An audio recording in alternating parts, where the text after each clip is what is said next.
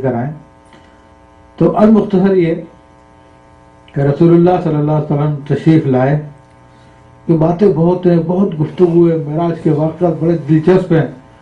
آپ نے کیا کیا دیکھا، کیا کیا نہیں دیکھا. 27 سال آپ نے اوپر گزارے معراج پر. زمین پہ تو ایک لمحہ بھی نہیں گزرا تھا. اب یہ بھی ایک اعتراض ہے ہاں کہ ٹائم پیریڈ کا، کہ وہاں پہ 27 سال گزر گئے اور یہاں پہ ایک لمحہ بھی نہیں گزرا.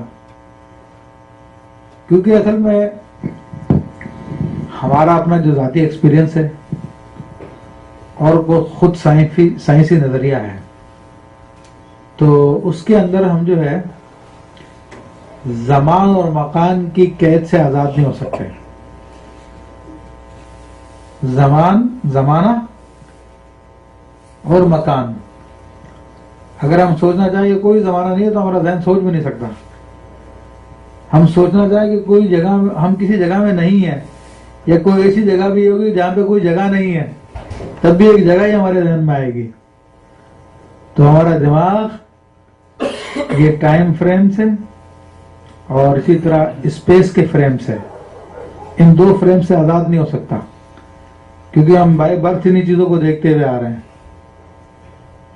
تو اس لیے یہ ہمیں بات سمجھ میں نہیں آتی ہے یہ کیسے پاسبل ہے کہ ایک جگہ پہ تو 27 سال گزر جائے اور دوسری جگہ پہ ابھی 1 منٹ بھی نہیں گزرا.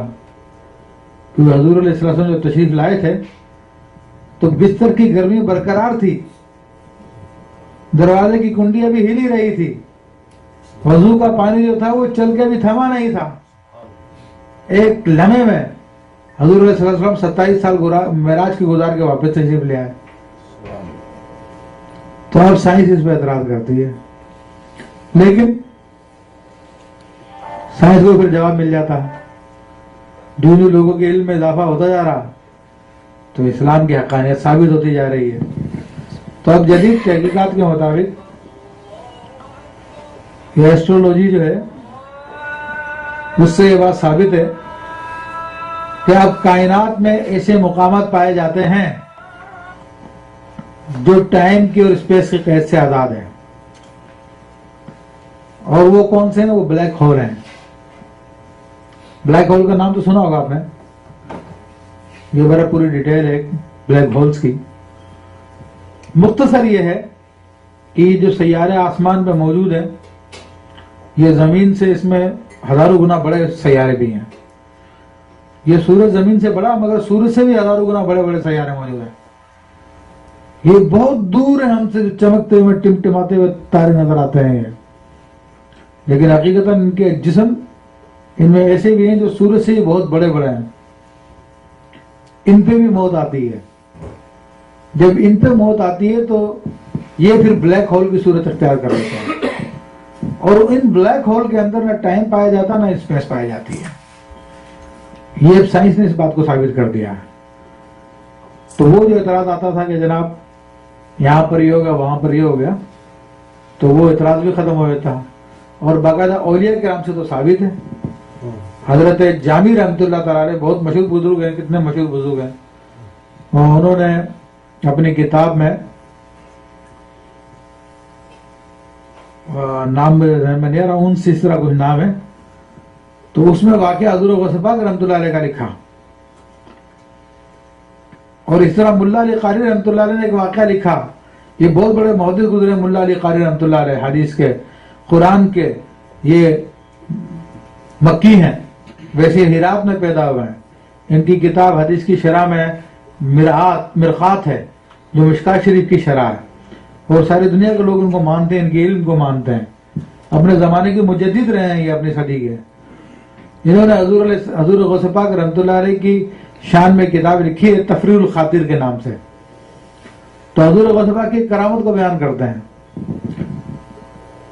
وہ حضور غوث پاک کی کرامت یہ آپ بیان کرتے ہیں کہ آپ کے زمانے میں ایک تاجر تھا جو حضور غوث پاک کے بارے میں سنتا تھا، لیکن حضور غوث پاک کی عظمت کو مانتا نہیں تھا.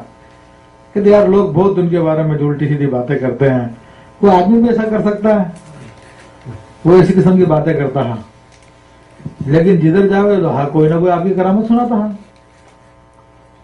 تو جب اس نے اتنی باتیں سنی تو کہنا یار قریب سے جا کے دیکھوں میں وہ واقعی ایسے ہیں یا نہیں ہیں. وہ تاجر کہتا ہے کہ ایک دن جمعے کے دن میں فجر میں جا کے پہنچ گیا وہاں پہ، کیونکہ حضور غصبہ کے جمعہ پڑھاتے تھے تو مسجد بھر جایا کرتے تھے، اور دیر سے جاؤں گا تو پھر بہت پیچھے جگہ ملے گی. تو کہا ممبر کے پاس آ کے بیٹھ گئے جہاں پہ حضور غصبہ کو بیٹھ کے تقریر کرنی تھی. خالی جگہ تھی، اور آہستہ آہستہ مسجد بھرتی چلی گئی. پھر وہ حضور غوث پاک کے تشریف لانے کا ٹائم ہوا، مسجد بھر چکی تھی. حضور غوث پاک رحمۃ اللہ علیہ نے تقریر کرنا شروع کی کہ میں قدموں میں بیٹھا ہوا تھا. اب چونکہ میں صبح سے آ کے بیٹھا ہوا تھا، اچانک میرے کو رفع حاجت شروع ہو گئی. اتنی دیر کا بیٹھا ہوا تھا، اور ہو جاتی انسان کو. کہنا کہ برداشت کرتا رہا، سوچا کہ اٹھ کے جانے کے پیچھے لوگوں کو جب میں غفیر دیکھتا تو کہتا کس طرح نکلوں یہاں سے میں، اتنی دور تک مخلوق ہی مخلوق نظر آ رہی ہے مجھے. تو کہنا کہ بہت برا حال ہو گیا میرا، قریب تھا کہ مسجد کو ناپاک کر دیتا میں. تو حضور غوث پاک رحمۃ اللہ تقریر کرتے کرتے میں نے دیکھا اپنا جو رومال تھا اٹھا کے میرے سر پہ رکھا. کہنا اس کے بعد میں دیکھ رہا ہوں کہ میں کسی باغ میں ہوں، اور وہاں پہ درخت لگے ہوئے ہیں، مختلف قسم کے پھل لگے ہوئے ہیں، اور ایک نہر بہ رہی ہے. تو میں نے اپنی رومال اور چابیاں وغیرہ لے کر ایک جگہ پہ رکھی، اور ایک درخت کے اندر گیا. ادھر جا کے میں اپنے حاجت سے فارغ ہوا، اور اس کے بعد آ کر میں نہر پہ دوبارہ آ کے میں نے وضو وغیرہ کیا.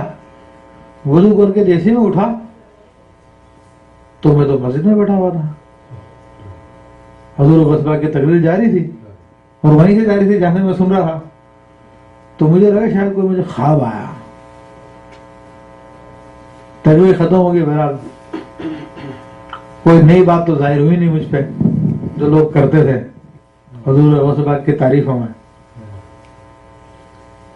چلو کچھ عرصے کے بعد پھر مجھے ایک تجارت کے لیے سفر کرنا تھا. سفر کرتے کرتے ایک زمین پہ پہنچا، وہاں پہ ایک باغ تھا.